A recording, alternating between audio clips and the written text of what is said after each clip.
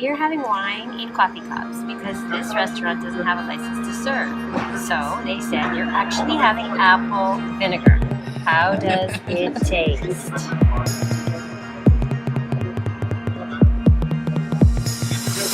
Much better than apple vinegar. In the last Turkish meal, we've got chicken and salad. We've got a mezza plate with all kinds of yummy things. And we've got meatballs with salad. Our last night in Turkey. Istanbul has been a surprise of sights, sounds, and delights at every turn. We have found it both chaotic and kind. The drivers seem to be completely chaotic, lacking order, yet the people here feed the cats and dogs on the street as if they were their own. Everywhere here people are smoking, which is so unhealthy and such a shock, and yet the hammams are a super healthy treatment for your skin. The Turkish salesman can seem extremely high pressure and almost aggressive, yet society overall is extremely tolerant. There is such a dichotomy here between tradition and the way things have always been and accepting the wishes of tourists. Welcome to my channel, the home of videos for dailycreatives.com. My name is Christine and we are traveling the world as a digital nomad family. We have been to many amazing places from Barcelona to Bangkok, ancient ruins of Cambodia to modern Croatia. We were denied boarding, a plane bound for Cape Town, and drove a Renault Kangoo 7,000 kilometers across Europe. I have cooked meals in all sorts of kitchens and even done an Annie Sloan IKEA hack in an apartment in Hong Kong. Don't miss any of our adventure or what comes next. Head over to dailycreatives.com. The link is in the description box below. I write new posts about 2 times per week about a variety of topics, including travel, creative ideas and projects, and observations from my life. Don't miss any of it by joining us. As a small gratitude, you will receive 2 free downloads, the World Travel Tested Packing List and Chapter 1 from Fruitless at 40. I have a friend who told me that Istanbul is her favorite city in Europe when she'd heard we'd added Istanbul to our plans. That statement gave me high expectations for this week 40 stop of our trip. Based on my European experiences so far, I did not know what to expect from this city that straddles between Europe and Asia. I knew that fact would influence what we found here. But I think the overall history of this place has played a much greater role in shaping what we find today. Constantinople is an ancient city in modern-day Turkey that's now known as Istanbul. First settled in the 7th century BC, Constantinople developed into a thriving port thanks to its prime geographic location between Europe and Asia and its natural harbor. In 330 AD, it became the site of Roman Emperor Constantine's New Rome, a Christian city of immense wealth and magnificent architecture.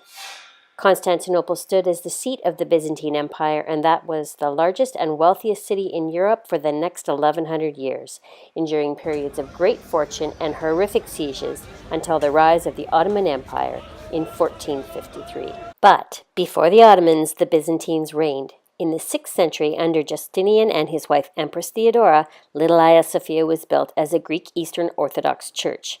At the time, this was the most important early Byzantine building in Istanbul. In 537 AD, the Hagia Sophia was completed and evidently contains many of the same interior decorations as Little Hagia Sophia. We would decide to do other things in the city rather than wait in the long lineup, including having an amazing lunch on the terrace overlooking the magnificent building. Justinian's legacy includes many great building projects, which are still evident today. Included is the Basilica Cistern, which was built below the site of a basilica out of repurposed Roman columns. This massive project was of vital importance to water management for the city.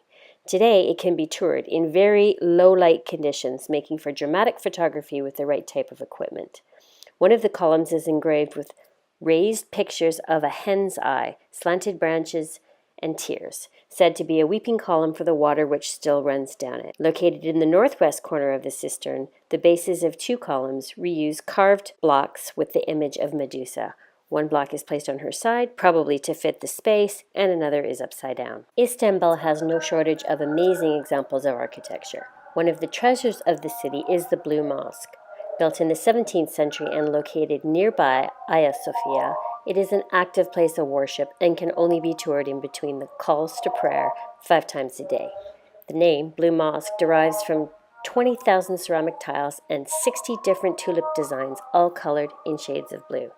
Unfortunately, we didn't get to see that. It was closed to the public during our visit, scheduled to reopen 2 days after we left. Out on a point of land on the Sultanahmet, facing the Asia side of Istanbul, is the Topkapi Palace and Grounds.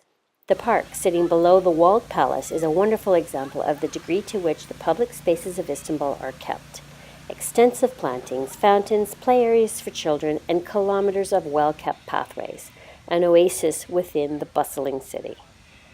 Diving back into the hustle of the city and forming a labyrinth of pathways, hallways, and alleyways is the Grand Bazaar. This place was just what we expected and more. Don't stop for a second unless you want to engage in the marvel of a Turkish salesman. We had the pleasure, during a detour into a Turkish carpet store, thankfully making it out without spending a lira. The internet has even reached the Grand Bazaar, where the merchants will ship worldwide. Everything you need to make Turkish coffee, ceramics, household items, food, and more. Gone are the days when you have to try and lug everything home on the airplane. Waiting for France Bosphorus tour ride. It's Turkish time, so who knows what that means. Is it 1:30, 1:45, 2 o'clock? The boat leaves when all the guests are there. It's no wonder that you might not get back between 5:30 and 7:30. Who knows? The Bosphorus is a narrow natural strait and an internationally significant waterway running through Istanbul. Passage for large ships traveling from the Black Sea to the Sea of Marmara and back alternates each way in 8-hour intervals as to avoid collisions. In addition to significant commercial traffic, there are many ways to enjoy pleasure cruises, which is what we did. We find there is no better way to get out and enjoy a city than by touring on the water. The Bosporus joins the Golden Horn, where Istanbul forms a peninsula with Sultanahmet on one side and Galata on the other. We lived in an old renovated apartment where the frescoes were brought out and celebrated throughout the space. The neighborhood was really funky, with close-by shopping, restaurants, cafes, many residential spaces, and then the Galata Tower itself. We also took in a Turkish bath, or hammam, right in our neighborhood. It was starkly different than visiting a North American spa, but equally relaxing and enjoyable. I hope you enjoyed the highlights from week 40 in Istanbul. Thanks for watching, and check out the links below the video. I always try to give a bunch of information to learn more about where we've been and what we are up to. Next week, we go back to 1400 BC, to the cradle of Western civilization and the birthplace of democracy. Don't forget to head over to dailycreatives.com and join us for blog posts 2 times per week and a monthly newsletter.